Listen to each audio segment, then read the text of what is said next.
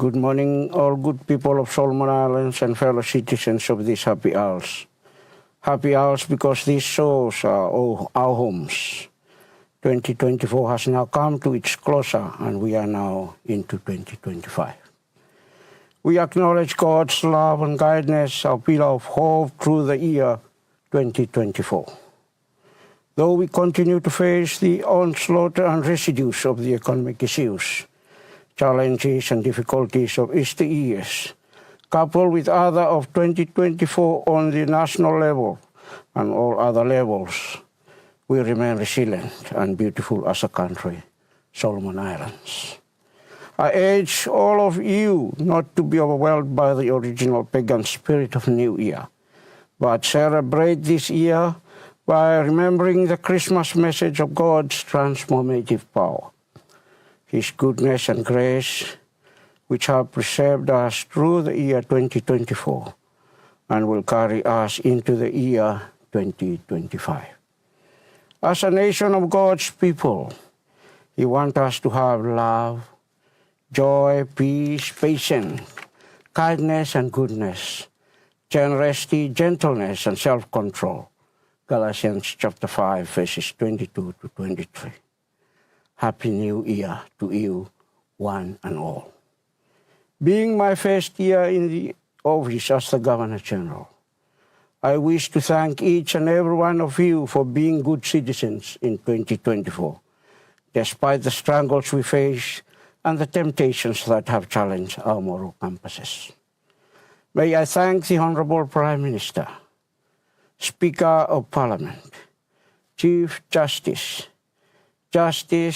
Ministers of the Crown and the Government, the Honorable Leader of the Official Opposition, and the Honorable Leader of the Independent Group, all other members of Parliament, provincial premiers and all members of the provincial assemblies, government ministries and agencies, and all good and hard-working public servants for ensuring that services continue to reach our people and country despite our dire economic conditions.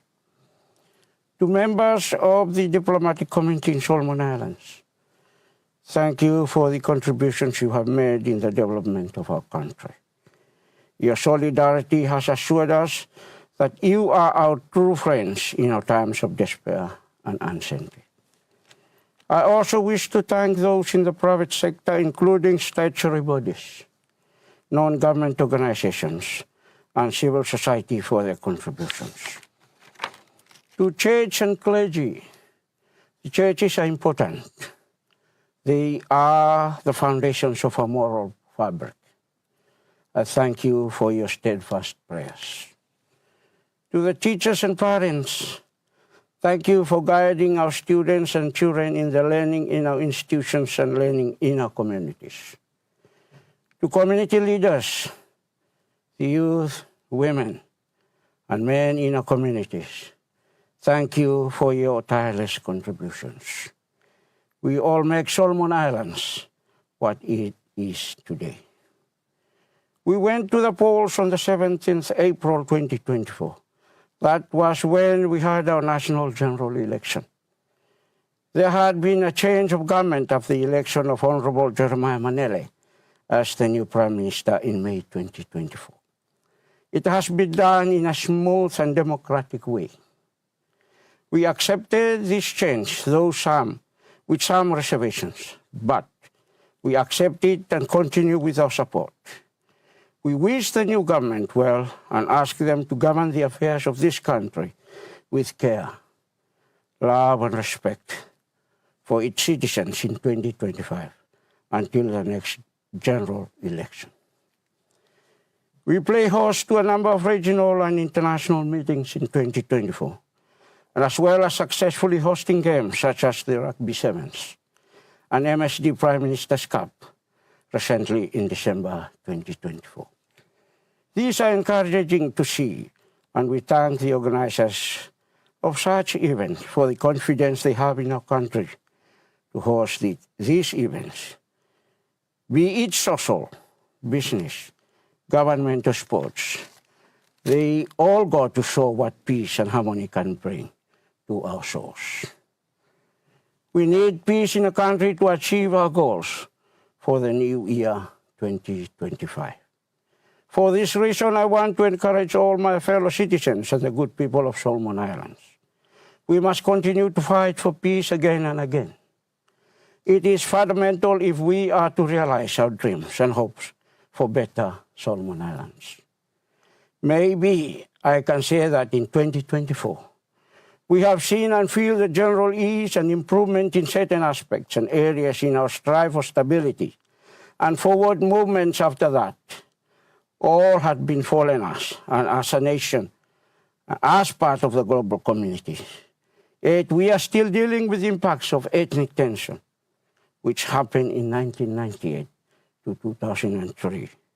The burning of Chinatown in April 2006, and the riot of 24 to 26 November 2021. The impacts of the global pandemic, even though COVID-19 fevers have subsided, we must continue to be vigilant in our fight against diseases and look to better improvement our health facilities and infrastructures. Not only that, but we must also look at further assisting our health workers to improve their work environment and conditions. Conflicts which continue in other parts of the world affecting the global economy and livelihoods of millions of people around the world, including our own economic situation. The ongoing concerns of sea rise as a result of global warming continue to add anxiety to our already distressing circumstances. The associated issue of sea encroachment on our shorelines, the increased salinity in arable lands for farming, and so the impact on food security and land dispute, and the contemplation of relocation, and so forth. We must continue to seek ways to add value to our existing learning avenues and institutions.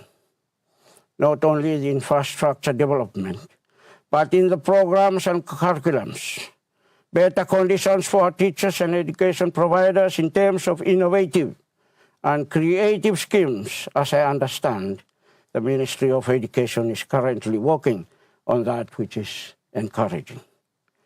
Avenues and strategies to curtail the number of students who continue to graduate out of our various institutions in the country and in the region and beyond, and find it difficult to be employed. We must continue to seek ways to curb social issues which are largely associated with lack of employment for a lot of our school dropouts and even graduates. What can we do to impart trade skills for all our dropouts and to add more value and prospect to their bleak outlook? We are grateful to the Australian, New Zealand, and Canadian government for seasonal labor mobility scheme which have helped to provide employment to thousands of our men and women. Since the birth of this country, government after government have had difficulties enhancing much talked about private and productive sector increase. We need to find strategies to quicken our programs on that sector. The boundaries of Honiara is limited and spaces have been saturated, resulting in stagnancy and disputes. We need to work more closely with provincial government to seek ways to open up their provinces for the productive sector to increase. We must continue to encourage our people who own customary land to open up their land, and even better still, encourage and assist them in engaging in the productive sector. We hold the largest coconut farm in the Southern Hemisphere, if not one of the largest. Yet all our coconut lay wasted with only a handful of our farmers who are sweat-bent to produce copra for export, which we import coconut cookies made from this very same nuts. Solomon Islands is blessed with natural resources, which are divine gifts to us to properly use and distribute for the benefit of all citizens. Regarding human resources development, my predecessor said in his 2024 New Year message, which I would like to reiterate again, and I quote, that universities, schools and training centers need to review the curriculum they offer their students. The status quo for university and schools to prepare the students for white-collar job or even blue-collar job is no longer true. I believe economic strategy is the missing link that needs to be incorporated in school curriculum. The economic strategy should instill in students what is available for them after graduation, including what financial facilities are available to help them create jobs. Students must be encouraged to exercise resilience and the freedom in taking risks to pursue tasks to create jobs. It is the moral responsibility of this nation to see these things are available for newly graduated students from our university, schools, training centers, and of course. These are not easy to attain, but we must begin now to provide a platform on which our future generations can improve on. This being said, today we live in a fast-changing global environment, and where technology and the talk of social media, such as social platform media, such as Facebook, TikTok, Instagram, YouTube, and so forth, has become predominantly a household vocabulary. But slowly there is what is known as AI, artificial intelligence, which is becoming the subject of the day. As a country, we must also be prepared for this, which has infiltrated our society. Whilst it may have a lot of positive aspects, we must also be watchful for its negative side. According to scripts by some experts, artificial intelligence is a branch of computer science dedicated to creating computers and programs that can replicate human thinking. Some AI programs can learn from the past by analyzing complex set of data and improve their performance without the help of humans to refine their programming. As AI has boomed in recent years, it became commonplace in both business and everyday life. People use AI every day to make their life easier. Some of us who are computer savvy may have seen the headlines about AI, both the good and bad, regardless of what you think of the risk of using AI. No one can dispute that it's here to stay. There are always pros and cons to any technological advancement. There is a lot of debate about the benefits and risks of AI at every level. There are some deep ethical questions around the modern and future use of AI. Our manpower planning in the years to come, when considering the productive sector and downstream processing, must also consider the introduction of this in a process and production line, as it is coming to our shores, whether we agree or not. I urge those responsible to begin work on policies to regulate these to guide our nations in the use of technologies in our daily lives. Today, even toddlers have smartphones in their hands. We must be careful what comes on, and those smartphones for our children. Even teenagers and adults are caught up in the use of technology and AI in learning institutions. Copy and paste has become a practice in the completion of assignments. We challenge through learning. The availability and ease of access of information on the internet and the propagation of all manners of knowledge on varying and vast issues raises concern on proper information and knowledge being fed to our people daily on those issues, which may create both better understanding and misunderstanding. Regardless of this, it is an issue we now grapple with and must be addressed to ensure that this benefits our people rather than having a negative impact. In closing, I urge the government of national unity and transformation to uphold your pledge to the people of this blessed nation. It is my humble plea To all good citizens, that we must all strive for unity and peace for our beloved Solomon Islands in 2025 and for all times to come. I call on all levels of governance in this nation, the government, the church and traditional governance, to kindle a working relationship if there is still none. In 2025, it must be your absolute objective to bring about mutual understanding and practical working relationship that is aimed at creating an environment for unity and peace amongst our people. Year 2025 dawned upon us with an opportunity given to each and every one of us wherever we are and whatever we are doing. What we decide before the sun rises today will set the pace for the path we take in 2025. We want a better and brighter future for ourselves and for our children. And now it is my privilege to announce that His Majesty King Charles III has approved the following 2025 New Year's Award. Appointment to the Most Excellent Order of the British Empire.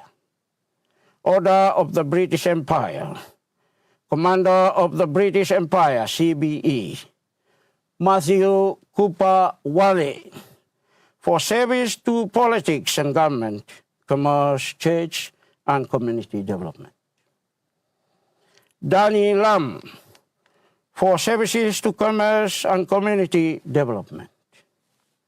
Order of the British Empire, OBE. Mosten Mangau, for service to the Royal Solomon Islands Police Force and National Security. Member of the British Empire, MBE, Health Davis, for service to the Royal Solomon Islands Police Force. Jan Vaivaso, for service to the Royal Solomon Islands Police Force. Simpson Pogeava, for service to the Royal Solomon Islands Police Force. King's Police Medal, KPM. William Samuel Fofaka, for service to the Royal Solomon Islands Police Force. Jimson Robo, for service to the Royal Solomon Islands Police Force. God save the King. God save our Solomon Islands from shore to shore. Thank you, one and all.